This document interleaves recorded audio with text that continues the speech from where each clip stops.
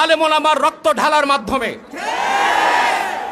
সেই হেফাজতের 13 দফা দাবির অন্যতম দাবি ছিল আল্লাহ তার আখিরি নবী মুহাম্মদ সাল্লাল্লাহু আলাইহি ওয়াসাল্লামের আরশচুম্বী সম্মান মর্যাদার বিরুদ্ধে যারা কটূক্তি করবে তাদেরকে প্রতিরোধ করতে ব্লাসফেমি আইন করার একটা দাবি ছিল। কিন্তু ভারত এবং ইসরায়েলের দালাল এই দেশের মুসলমানদের রক্তে যার হাত রঞ্জিত হয়েছে, শেখ হাসিনা সেই দাবি মেনে নেয় নাই। আমরা ভেবেছিলাম 2024 সালের 5 আগস্ট বাংলাদেশ স্বাধীন হয়েছে। স্বাধীন হয়েছে সলিমুল্লাহ খানদের মতো নাস্তিকের জন্য, স্বাধীন হয়েছে তসলিমা নাসরিনের উত্তরসূরিদের জন্য। আমরা স্বাধীনতা পাই নাই। যেই বাংলাদেশে আল্লাহ তার হাবিব মুহাম্মদ সাল্লাল্লাহু আলাইহি ওয়াসাল্লামের আরশচুম্বী সম্মান মর্যাদার বিরুদ্ধে বাক স্বাধীনতার দোহাই দিয়ে নাস্তিকরা যখন তখন বেয়াদবি করে, তাদের শাস্তি যদি না হয়, আমরা মনে করি মুসলমান এখনো বাংলাদেশে পরাধীন।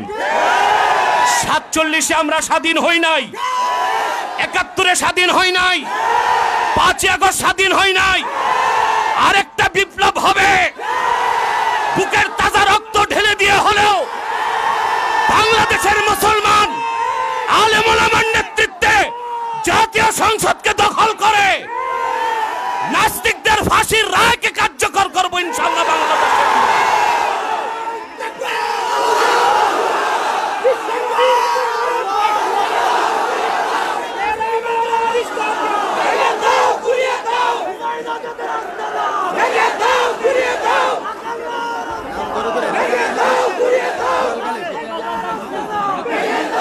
সম্মানিত সুধী, ডক্টর ইউনূস সাহেবকে বলবো, আলেম ইসলামের বিরোধিতার কারণে, নাস্তিক আর ব্লগারদের প্রশ্রয় দেবার কারণে শাহরিয়ার কবির, মুনতাসির মামুন ওইসব নাস্তিকদেরকে প্রশ্রয় দিয়েছিল হাসিনা, ক্ষমতায় থাকতে পারে নাই।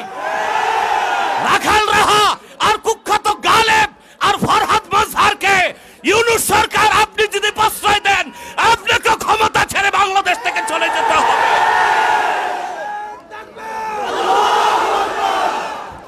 আর মিছিল নয়, এবার শরিয়া আদালতে মুরতাদের শাস্তি, ফাঁসি নিজ হাতে আমরা কার্যকর করব।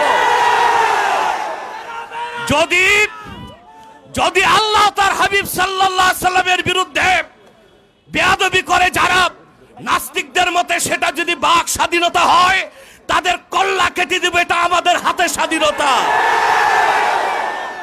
প্রিয় ভাইরা, আমি বলবো হেফাজতে ইসলামের শীর্ষ নেতৃবৃন্দকে, আপনাদের যাত্রা হয়েছে শহীদি কাফেলার মাধ্যমে। আপনারা চূড়ান্ত প্রস্তুতি দিতে হবে। কুখ্যাত রাখাল রাহা গালেবকে গ্রেফতার করে ফাঁসি কাস্টে ঝুলাতে হবে। তাসলিমার কোন বই বাংলাদেশে চলবে না।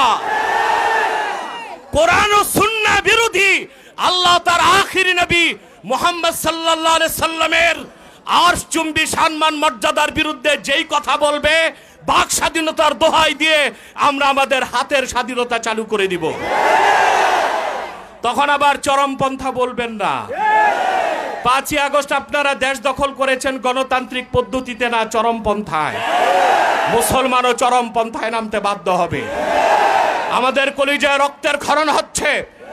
রাখাল রাহা আর কুখ্যাত সোহেল গালেবের খুঁটির জোর কোথায় জানতে চান। এবার আমি বলছি একটি কথা, সকল মাযহাবের ইমামগণ একমত, قد انعقد الإجماع على أن من سب الله ورسوله صلى الله عليه وسلم يكفر ويقتل ولا تقبل توبة। আল্লাহ তার আখিরি নবী মুহাম্মদ সাল্লাল্লাহু আলাইহি সাল্লামের আরশচুম্বী সম্মান মর্যাদার বিরুদ্ধে যদি কেউ বক্তব্য দেয়, সে কাফের বলে ঘোষিত হবে, আর তার একমাত্র শাস্তি মৃত্যুদণ্ড, তার তওবা গ্রহণ করা হবে না। আপনারা প্রস্তুত আছেন? ওলামায়ে কেরাম যদি ডাক দেয়, আবার বাংলাদেশে আরেকটি বিপ্লবের ডাক যদি আসে, কারা কারা প্রস্তুত আছেন হাত তুলে দেখো। আমার ভাইরা, কয়েক মিনিট পরে মিছিল বের হবে। এই মিছিলে প্রত্যেক কদমে 700 নেকি পাবেন। মিছিল ছাড়া কেউ বাড়ি যাবেন না। আজকে দাবি করছে সরকারকে রাখাল রাহা, গালেবের ফাঁসি চাই, গ্রেফতার চাই।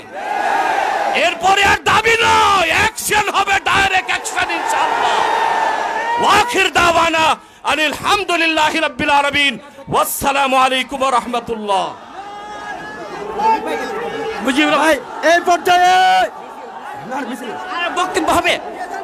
সংগ্রামী তৌহিদি জনতা, আপনারা দাঁড়ান, আমাদের নেতৃবৃন্দ